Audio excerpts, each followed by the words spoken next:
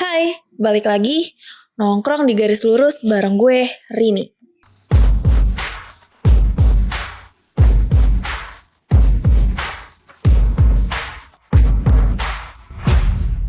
Kali ini gue mau bawain kasus pembunuhan dan mutilasi yang terjadi di Sleman, Yogyakarta. Dalam kasus ini, polisi menyebutkan komunitas yang melakukan aktivitas yang tidak wajar. Bagaimana kronologinya? Mari kita bahas.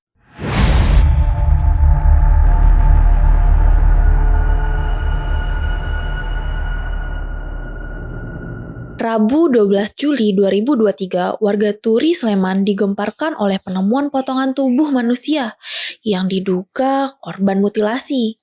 Jadi gini ceritanya, ada 3 orang remaja yang hendak memancing di sungai area jembatan Kelor. Salah satu dari mereka menemukan potongan tubuh di semak-semak, yang ternyata potongan itu berupa 2 potongan mata kaki manusia. Siapa sangka kan mau pergi memancing, tahu-tahu nemu potongan tubuh manusia. Melihat penemuan itu, warga yang menemukan langsung melapor ke Polres Sleman. Bapak kepolisian setempat yang mendapatkan laporan itu langsung dengan cepatnya mendatangi TKP dan kemudian melakukan penyisiran di area setempat. Ketika polisi melakukan penyisiran di sungai tersebut, petugas dikejutkan dengan penemuan potongan tangan kiri yang masih mengepal yang ada di dasar sungai. Terus dilakukan penyisiran lebih lanjut dan ternyata ditemukan lagi potongan daging manusia yang ada di semak-semak. Berhubung potongan-potongan yang ditemui itu cukup tersebar dan di titik yang berbeda, polisi memutuskan untuk melakukan perluasan area pencarian. 3 hari setelah penemuan potongan tubuh pertama di Sungai Kerasak, Sleman ditemukan sebuah kepala yang terkubur. Nah, di hari yang sama pula dan di titik yang berbeda, polisi kembali menemukan tulang dan organ dalam manusia di Kalinyo, Turi. Disusul penemuan di Kali Nyamplung, Tempel, terdapat potongan daging dan organ dalam, beserta pakaian dan sandal korban. Lalu, di Sungai Ngelinting, di perbatasan Lumbung Rejo dan Moredekerjo, polisi kembali menemukan potongan daging lainnya. Kemudian, telepon genggam korban ditemukan pula di Ngebong oleh pihak kepolisian. Karena penemuan potongan tubuh ini ditemukan di titik-titik yang sangat banyak dan berbeda, polisi pun melakukan investigasi. Sebenarnya siapa sih korban ini? Fakta yang mengejutkannya adalah pada saat polisi menyelidiki sidik jari yang ada pada korban, dikejutkan bahwa semua potongan tubuh yang memiliki sidik jari ini diduga telah direbus. Polisi menduga pelaku berusaha menghilangkan jejak sidik jari korban dengan cara direbus. Walaupun sebenarnya usaha si pelaku ini ya sia-sia, karena teknologi yang digunakan oleh Indonesia saat ini sudah jauh lebih canggih daripada rencana jahat si pelaku.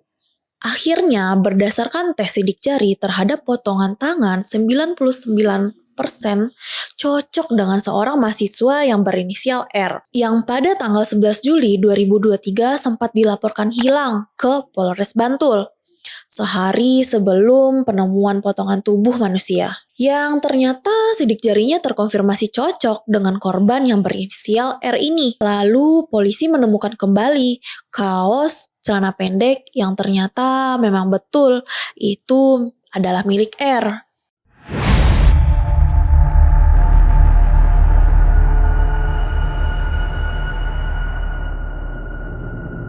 Korban bernama Redo Tri Agustian, berumur 20 tahun, asal Ketapang, Pangkal Pinang, Bangka Belitung. Dia merupakan mahasiswa jurusan ilmu hukum yang berkuliah di universitas swasta di Yogyakarta. Berdasarkan pengakuan teman kosannya, pada saat tengah malam, Redo pamit ke temannya untuk mencari makan dengan jalan kaki. Dia pergi menggunakan sweater hijau dan celana pendek. Dan sejak saat itu, Redo tidak pernah kembali ke kosannya. Karena khawatir teman kosannya berusaha untuk menelpon Redo. Namun, Redo tidak pernah menjawab teleponnya. Dan pada akhirnya, teleponnya Redo tidak dapat terhubung. Selang 3 hari kasus ini ramai, polisi akhirnya meringkus pelaku di Bogor, Jawa Barat pada tanggal 15 Juli 2023. Lumayan jauh ya dari tempat penemuan potongan mayat Redo. Kedua pelaku digerebek polisi di kediaman salah satu pelaku yang merupakan karyawan salah satu kuliner di Yogyakarta. Dan pelaku lainnya adalah penjual kue. Tersangka ini bernama Waliin atau Ain, berumur 29 tahun, warga Magelang yang tinggal di Yogyakarta. Yang satunya lagi berinisial RD, berumur 38 tahun, warga Kebayoran, Jakarta Selatan. Dan ternyata pelaku dan korban sudah saling kenal. Mereka saling mengenal lewat aplikasi Facebook dan terhubung dengan salah satu komunitas yang ada di sana. Polisi memanggil komunitas ini adalah komunitas yang tidak wajar. Setelah dilakukannya penyelidikan yang mendalam oleh pihak kepolisian, ternyata 3 orang ini, yaitu 2 tersangka dan 1 korban, merupakan orang-orang yang menyukai hubungan dewasa dengan kekerasan. Dan ternyata korban dan tersangka ini sudah saling mengenal 3-4 bulan. Setelah berkenalan di media sosial, W mengundang RD untuk datang ke Yogyakarta. Pada Selasa 11 Juli 2023, W dan RD ketemu dan mengajak R untuk ke kosan milik W di Kapiak, Triharjo, Sleman. Nah, di dalam sinilah mereka melakukan hal yang dikatakan Pak Polisi tadi, adalah aktivitas dan kekerasan yang tidak wajar. Whatever they did, yang pada akhirnya menyebabkan salah satu kehilangan nyawa dan menyebabkan W dan RD panik sehingga W dan RD mencoba mencari-cari segala cara untuk menghilangkan jejak R ini.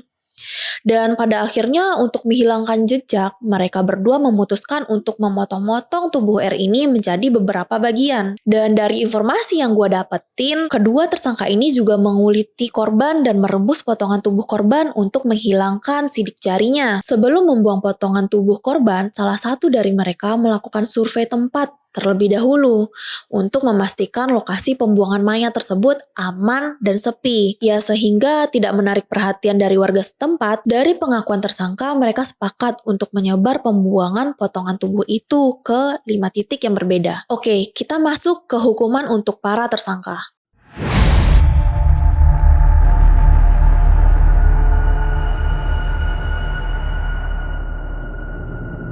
Di Reskrimum Polda Yogyakarta, Kombes FX Endriadi mengatakan perbuatan kedua pelaku masuk ke dalam ranah pembunuhan berencana. Keduanya bisa dijerat dengan hukuman mati atau penjara seumur hidup.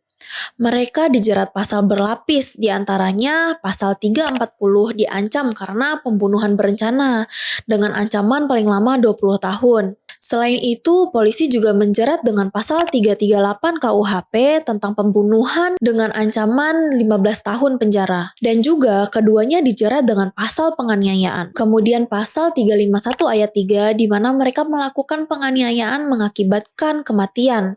Diancam pidana penjara paling lama 7 tahun. Di TKP pun polisi mengamankan barang bukti berupa gas LPG 3 kilo, kompor, pisau, palu kecil, baskom, 2 ember beserta panci dan lakban, kemudian serbet, lalu tali dan kantong kresek, hingga ponsel korban. Dan atas kejadian ini kita turut ikut berbelasungkawa ya atas meninggalnya Redo. Semoga keluarga yang ditinggalkan diberi ketabahan. Dan untuk pelaku ya kita harap bisa dihukum dengan seadil-adilnya ya. Sampai sini dulu kasus yang gue bawain. Kalau ada kekurangan informasi yang gue sampaikan bisa tulis di kolom komentar ya. Jangan lupa like dan subscribe. Bye-bye.